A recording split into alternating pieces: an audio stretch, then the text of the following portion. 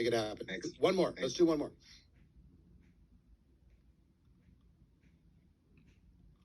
Nicky with an N.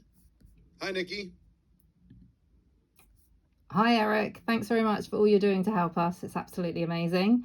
A question for you. Pleasure. What do you say to people when they say they only want a free opportunity and they're not paying to join? What would be your reply to them? Well, I mean, I would reply a whole bunch of different things, okay? But you'll learn in the program kind of how to deal with objections generally. It's 4 parts: listen, relate, tell stories, ask a question. Okay? So if a person said, "Oh, I just want something free," I would listen. Say, so when you mean free, you want to have a business that you can like start for free, and you want to just be able to build something from nothing. Is that what you want? And if they say yes, have you seen any other things out there that you can just like start for free and build something and grow a huge empire and not put any investment in at all? Share some of these with me. I'm curious. I'd ask that question, try and get clarity, and say, listen, I understand that maybe you're in a situation and you're trying to figure a way out of the situation, and you're trying to figure out the minimum that you could do. So I would relate to them. I understand. What's the minimum I can do in order to be able to maximize my situation? I got that. I thought about that myself. But then tell them a story. But here's what I realized. Here's how I would answer it. Here's what I realized. I realized that there's literally no such thing as something for nothing. That there has to be an exchange of either money, effort, energy, value in exchange for a business, in exchange for a financial return. There's no such thing. And I realized that I was thinking the wrong way. I had minimum disease.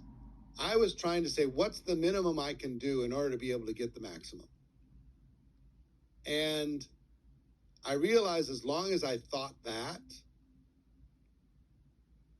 then I was always going to be living a minimum life.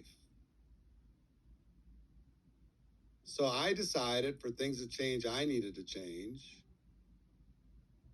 And I decided that I was going to do the maximum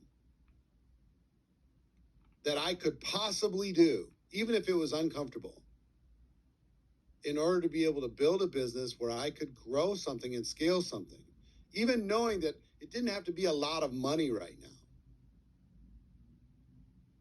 But the fact that it was embarrassing for me that I didn't have a lot of money to start a business, but I wasn't going to let that embarrassment stop me from working my ass off to make up for my lack of money. So I found the money. In my case, I borrowed the money from my father and promised him I'd pay him back to start a business. And I decided to work my ass off in order to be able to make up for my lack of ability to write a check.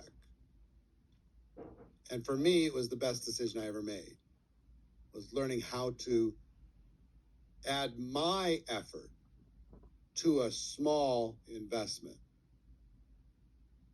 I think one of my mentors told me the worst road in the world is when people start saying, hey, I'd like to do a little bit less and I'd like to get a little bit more. Because the end of that road is I'd like to do nothing and get everything. And we all agree that that's not going to work. And I decided to just not even go down that road. I'm going to do as much as I can possibly do and then see what I can build. With my effort, if I don't have the money. With my money and effort, if I have a little combination of both. or if I'm a trillionaire with my money and somebody else's effort. But if I'm not a trillionaire and I don't have a lot of money, here's the good news. Inside of network marketing, I can have a small amount of money and a lot of effort, and I can build something real. So, part 4, let me ask you the question. If I could show you how to start a business with minimal investment and combine that with working your ass off with a proven plan to be able to build something. So a year from now, you don't have to be thinking about minimums. You could be thinking about maximums. You can be thinking about your life changing. If I could show you a pathway for that to happen, and if I told you that I'd do it with you, we could do it together, would you be willing to take the next step with me and learn what that would look like? And for most people, the answer to that question is, well, sure, show me. When somebody says, I want something for free, what they're really saying is, you haven't shown me enough to justify an investment. And a lot of times they're just testing you. They don't really want something for free. They don't walk into a convenience store. Where do you live? I'm in Dorset in the UK, South Coast. Yeah, if you're in the UK, they don't walk into a pub and say, I'd like a free pint. They're expecting to pay. They're just pushing and testing you. It's not even real. They're just seeing if what you have is for real. See what I'm saying? Yeah, and I think that's my belief as well. I've run a business beforehand, which I know is loads more money than what getting involved now is. So I've been there, I've lived it, experienced it. So I need to have a bit more belief in speaking to people and sharing that with them. Just, look, and sometimes you can be tough. Sometimes, okay? Most of the time I listen, I relate, I tell a story, my story or somebody else's story, and then I ask them the question. But sometimes I'm just, because there's so many people, I'm like, what are you talking about? You want a business where you don't put in any money and no effort and you want to have a big return? What video game are you playing? This is not even real. So, I mean, are you joking with me right now? You're like literally telling me this is your concern? Or are you just playing with me? You're just joking around with me. You have to be joking, because this can't be real. So if I realize, it's not real. Yeah. I was just asking the question, because they can't even say that with conviction. They're testing your belief. They're testing your confidence. They're testing your self-esteem. And you just need to just kind of put your shoulders back and just say, hey, come on. Nothing free. You got to exchange a value for a value. And it either comes in money or sweat equity, money or effort, money or intelligence, money or problem-solving ability. You have to have one of those. You can't just, this is not a lottery ticket. And if it is, you know what your chances are. It's like 0. So sometimes, occasionally, I like to experiment with this a bit.